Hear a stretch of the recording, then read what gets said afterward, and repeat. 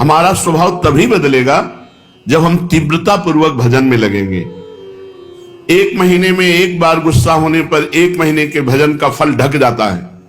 12 बार गुस्सा हो गए तो साल भर में तुम्हारे पास रह क्या गया। अच्छे से गुस्सा हो जाने पर 1 महीने का भजन का फल ढक जाता है। ये संत जन बावरे थोड़ी कि मारो तो भी गुस्सा नहीं होते, शांत रहते हैं। तो बोले जो मारने वाला है फिर अगर उसको प्रतिकूलता नहीं दी जाएगी तो और बढ़ जाएगा। नहीं, उमा क्षमा साप होते भारी, अपने कर्म जाए अपकारी। जो तुम्हारा अपकार कर रहा है उसे क्षमा कर दो, तुम्हारी क्षमा उसके लिए सांप से भी बढ़कर जाकर दंड देने वाली बन जाएगी। तुम्हारा भजन तो बढ़िया बच गया और उसको दंड सांप से भी अधिक मिल जाएगा। उमा क्षमा साप होते भारी, अपने कर्म जाए अपकारी। छोड़ो उसको, शांत रहो। कोई बात करे तो बहुत नम्र और मृदु बात करो और सावधानी पूर्वक जीवन व्यतीत करो। ऐसे किसी स्त्री पुरुष से बात ही न करो जिससे कोई संबंध नहीं है। व्यर्थ में नेत्रों को बहुत संभाल के, वाणी को बहुत संभाल के रास्ते चलते, श्री हरिवंश, जिधर वो श्री हरिवंश आया उधर से मुंह फेरो और फिर बोलो श्री हरिवंश तो चल दो। साधु का स्वभाव ऐसा नहीं होता। ऐसे करोगे फंस जाओगे, ऐसे करोगे फंस जाओगे। बिल्कुल नहीं फंसना। कोई श्री हरिवंश नाम के सहारे, राधा नाम के सहारे आपसे नेत्र मिलाना चाहता है, आपसे बातचीत करना चाहता है, बिल्कुल नहीं है श्री। और अगर स्त्री शरीर में है तो बोलना ही नहीं है। कोई पुरुष आपसे कह रहा है भाई जी श्री हरिवंश, बोलना ही नहीं। वो भले माने कि गुस्सा है क्या, पागल है क्या, सुनाई नहीं देता क्या, यही माने तो अच्छा है। ज्यादा अपने को प्रवीण संत न समझ ले, नहीं तो फंसने में देर नहीं लगती। माया फौरन फंसा लेती है, चित्त वृत्ति आकर्षित हो जाती है। इसलिए अपना स्वभाव बदले। भजन का फल है स्वभाव का बदलना।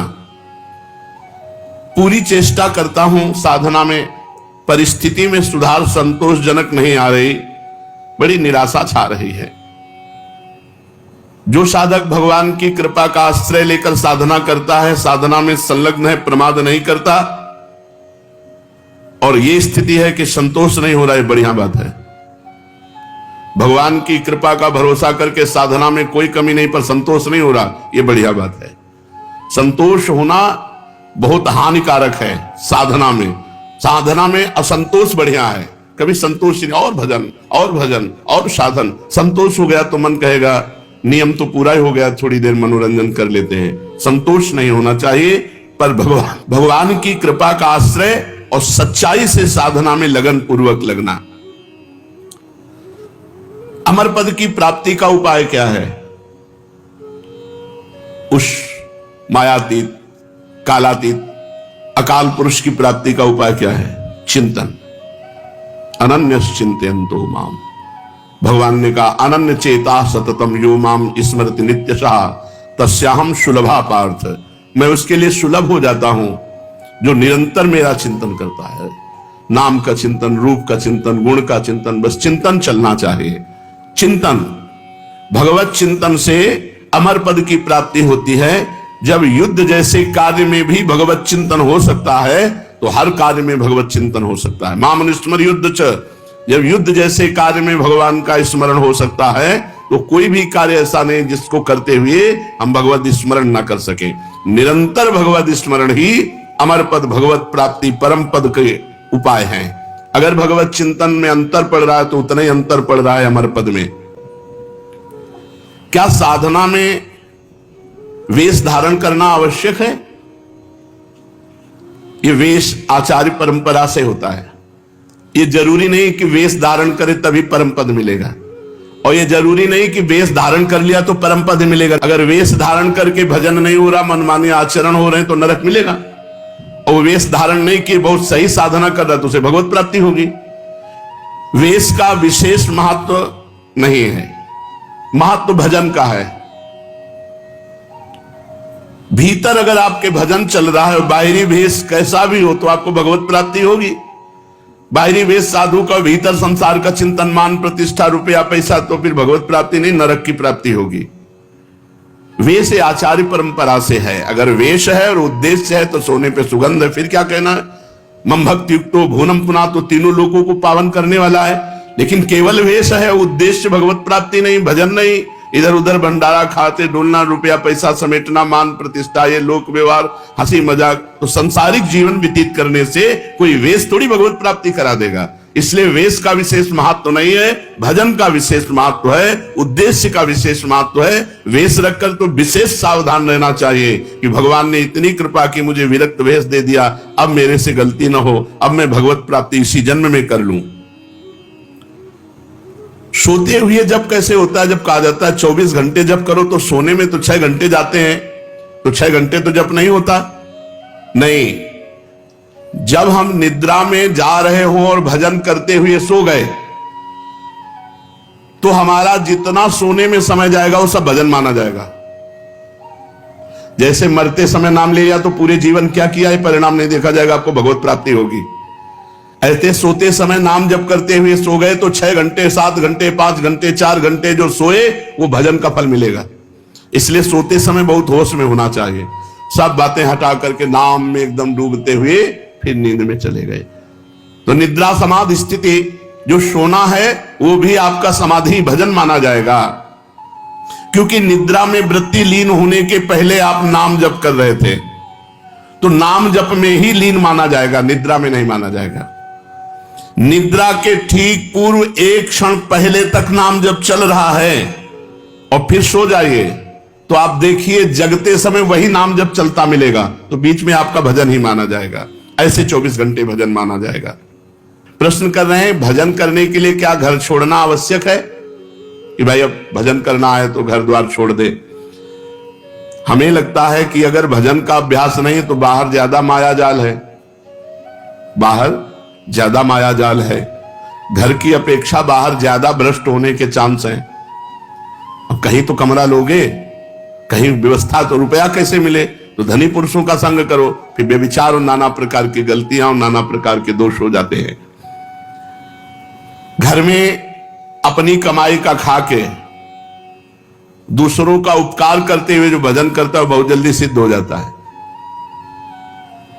जो विरक्त है, भगवान की विशेष कृपा हो गई है और वो साधु समुदाय में रहे, आकाश वृत्ति या मधुकरी वृत्ति से जीवन यापन करे, खूब भजन करे, सिद्ध हो जाएगा। जो मेहनत करके कमाया है जिंदगी में, उसी अपनी कमाई के धर्म के टुकड़े खाओ और खूब नाम जप करो। अगर धाम आदि की यात्रा करो तो अपने पैसे से करो, 1 पैसे का किसी से सहयोग मत लो, 1 पैसे की वस्तु किसी से मत खाओ। गृहस्थ धर्म में ऐसे, और विरक्त धर्म में माधुकरी वृत्ति या आकाश वृत्ति से जो भगवान देते हैं, और समुदाय में रहे, क्योंकि अलग रहने पर मनमानी आचरणों के होने की संभावना है, और समुदाय में एक दूसरे की सुरक्षा बनी रहती है। घर में भगवान का नाम लेने से, भगवान में मन लगाने से ज्यादा अच्छा है। हाँ, जो जीवन भर भजन करता रहा है और उसने देखा हमारे कर्तव्य का कार्य पूरा, बच्चों का ब्याह हो गया, संसार, ए भाई राधे श्याम, और चला, वो बात अलग है, वो बात अलग है। वो शास्त्र आज्ञा करता, चौथेपन में विरक्त होकर के विरक्तों के बीच में रहकर भजन करे, अपने कर्तव्य का पालन हो गया, अब हम भगवान के भजन में चले। कहते हैं कि जो भजन नहीं करता वो आत्महत्यारा है, जो भजन नहीं करता वो आत्महंता है, आत्महत्यारा है। ऐसा क्यों कहा गया? बोले भगवान ने कृपा करके मनुष्य जन्म दिया है, कृपा करके सुविधा दी है कि इस जन्म में प्रमाद से हटकर भजन करके मेरी प्राप्ति कर लो, और अगर आपने नहीं की तो यह अपराध बना और आप आत्महत्यारे कह जाओगे। जो न तरह भवसागर अस समाज नर पाए, स्वत निंदक मंदमति आत्महनन गति जाए। जैसे कई बार बताया है कि भारतीय सरकार किसी आदमी को विदेश भेजे और सारी सुविधा वहां, घर मकान स्त्री पुत्र परिवार सब सुविधा दे, और अपना सरकारी काम बता दे कि ये काम करना है।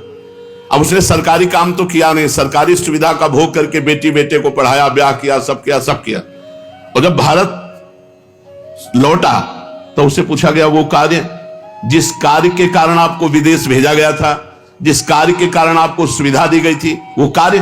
बोले वो कार्य तो नहीं हुआ, तो वो दंडनीय अपराध होगा और उसे जेल मिलेगी, क्योंकि उसको उस कार्य के लिए सारी सुविधाएं दी गई थी। तो भगवान ने मृत्यु लोक में मनुष्य रूप में हमें भेजा भारत में, किस लिए? जाओ साधन धाम मोक्ष कर द्वारा, साधना करो और अपने जीवन को मुक्त अवस्था में लाओ, भगवत प्राप्ति कर लो। तो लड़का पत्नी परिवार सबका पालन पोषण किया, खूब सब कुछ किया, लेकिन प्रधान सरकारी कार्य भजन करके भगवत प्राप्ति ये नहीं किया, तो आपको जो गति आत्महत्यारे की होती है वही दुर्गति आपकी होगी। हम आपसे और समझना चाहते हैं। कुछ ऐसा कहा जाता है कि अगर राम के साथ सीता की उपासना न करे और कृष्ण के साथ राधाजू की उपासना न करे तो नरकगामी होते हैं, ऐसा सुना है?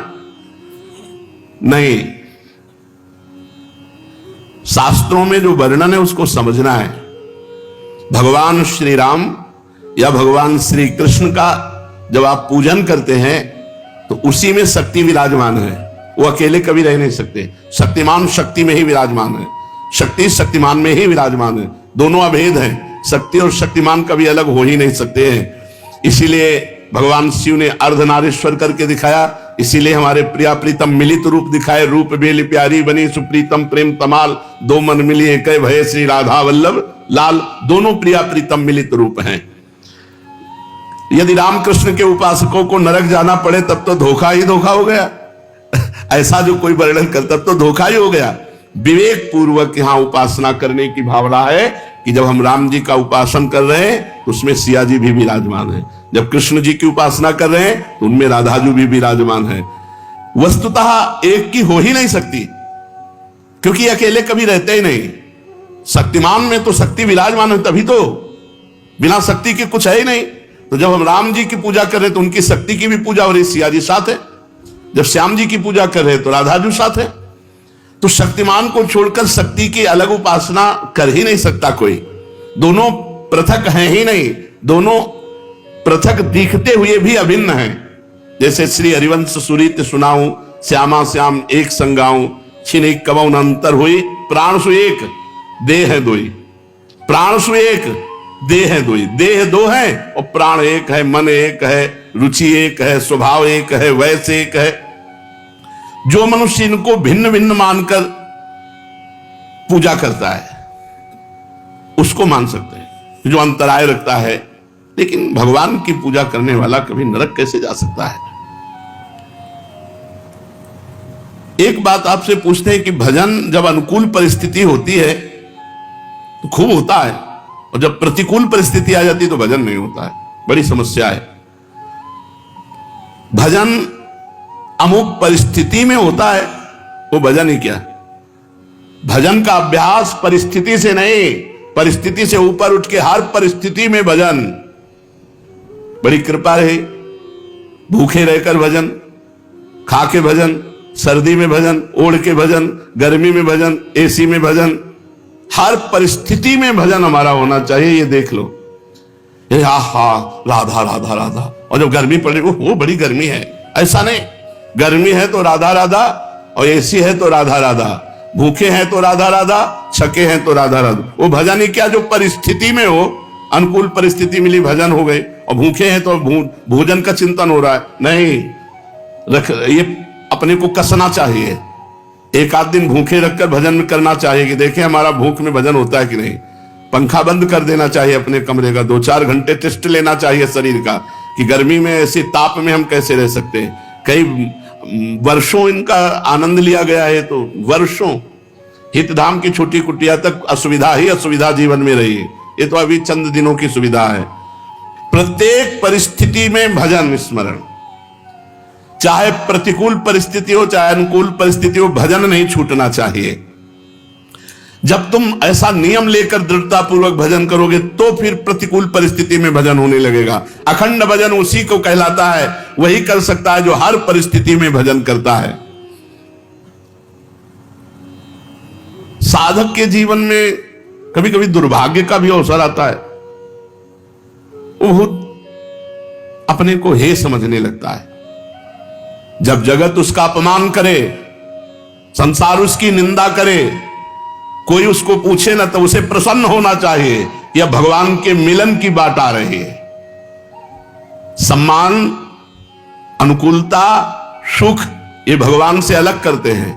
अपमान, प्रतिकूलता, दुख ये भगवान के सम्मुख करते हैं।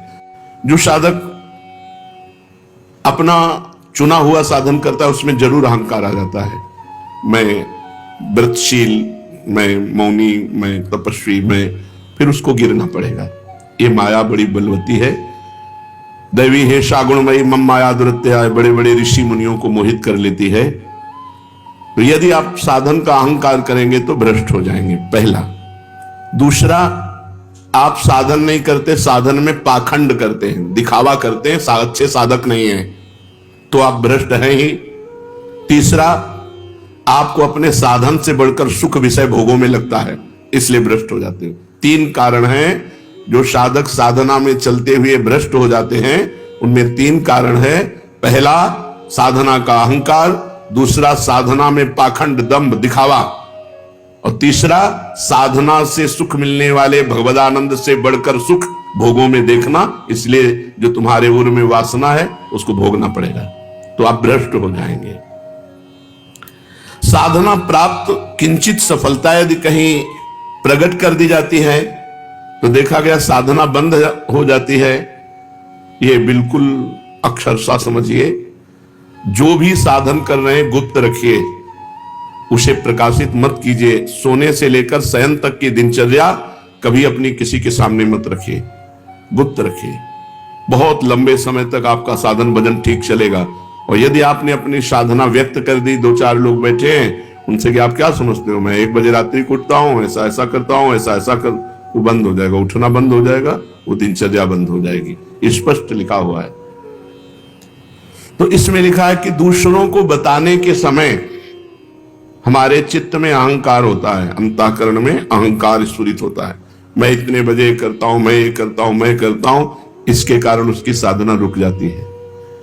यदि उसे घुमा के वर्णन करें कि संतों ने कहा रात्रि के 1-2 बजे उठ जाना चाहिए, भजन साधन करना चाहिए, फिर ब्रह्म मुहूर्त में अमुक अमुक ऐसा साधना करना चाहिए, संतों ने कहा है, अपनी डायरेक्ट बात ना बतावे कि हमारी साधना क्या है। सदैव अपनी साधना को गुप्त रखे, भगवत चर्चा करे, संतों की बातें बताए। अपनी बात बतानी है तो किसी साधक ने ऐसा अनुभव किया, ऐसी बात बतावे। कभी अपने को उसमें सम्मिलित न कर ले कि मैं अपना अनुभव बताता हूं कि ऐसी ऐसी दिनचर्या मेरी 10 वर्ष से चल रही। तो आप लिख लो, अगर 10 दिन के अंदर न रुक जाए तो मैं बता देना, चाहे जितनी हिम्मत कर लो, 10 दिन के अंदर रुक जाएगी, हम कह रहे, गारंटी। आप अपनी संपूर्ण साधना को किसी से बता दोगे, 10 दिन के अंदर वो साधना न रुक जाए तो हमें बता देना।